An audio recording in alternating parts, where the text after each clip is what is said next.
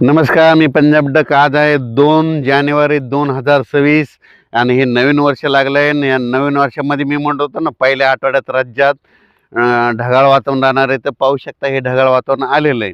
तर मग आता राज्याचं सर्व शेतकऱ्याचे फोन येलेत, मग पाऊस पडेल का? तर राज्यात तुम्हाला सांगायचं झालं तर आज पश्चिम महाराष्ट्राकडं म्हणजे सातारा, सांगली, सोलापूर, कोल्हापूर, पुणे, अहिल्यानगर या जिल्ह्यामध्ये काय होणार आज म्हणजे दुपारनंतर खूप ढगाळ वातावरण राहणार आहे. तुरळक ठिकाणी कुठं थेंब येणार आहेत, म्हणजे पाऊस काय मोठा पडणार नाही, त्याच्यामुळे काही चिंता करायची गरज नाही. फक्त एक एक अर्धा थेंब पडलेले दिसेल. कोणी म्हणाल इथं थेंब पडले, असं म्हणजे पश्चिम महाराष्ट्रामध्ये तुम्हाला आज जाणवायला दिसेल.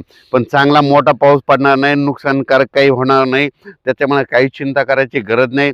तशीच परिस्थिती मराठवाड्यामध्ये आज देखील म्हणजे परभणी जिल्हा, लातूर जिल्हा, बीड जिल्हा, जालना जिल्हा, धाराशिव जिल्हा, संभाजीनगर, नांदेड जिल्हा, हिंगोली जिल्हा, ह्या जिल्ह्यामध्ये देखील दुपारनंतर असा आभाळ येईल की वाटेल शेतकऱ्याला पाऊस येतो की काय, पण पाऊस काय येणार नाही. उगा कुठं एखाद्या ठिकाणी थेंब पडलेले दिसतील. कोणी म्हणेल आज शितोडे पडले, अशा घटनामध्ये अशी परिस्थिती राहणार आहे. म्हणून हा अंदाज मराठवाड्यातल्या शेतकऱ्यांनी लक्षात द्यायचा.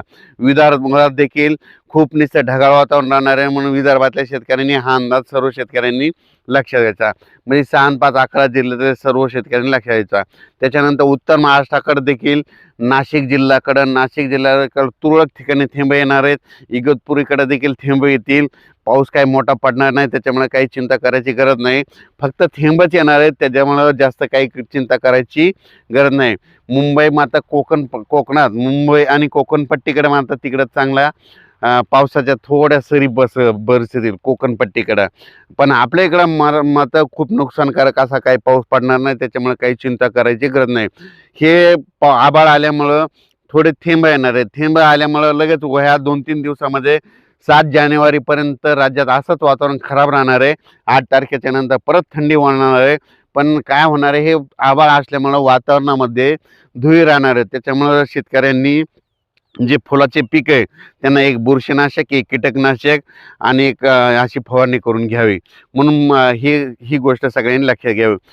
डाळिंब शेतकऱ्यांनी बी देखील धुळी असल्यामुळे त्याच्यावर देखील फवारण्या करणं गरजेचं आहे.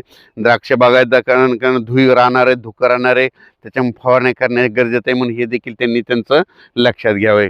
अचानक वातावरणात बदल झाला तर लगेच चेक उद्या त्याला मेसेज दिला जाईल. धन्यवाद.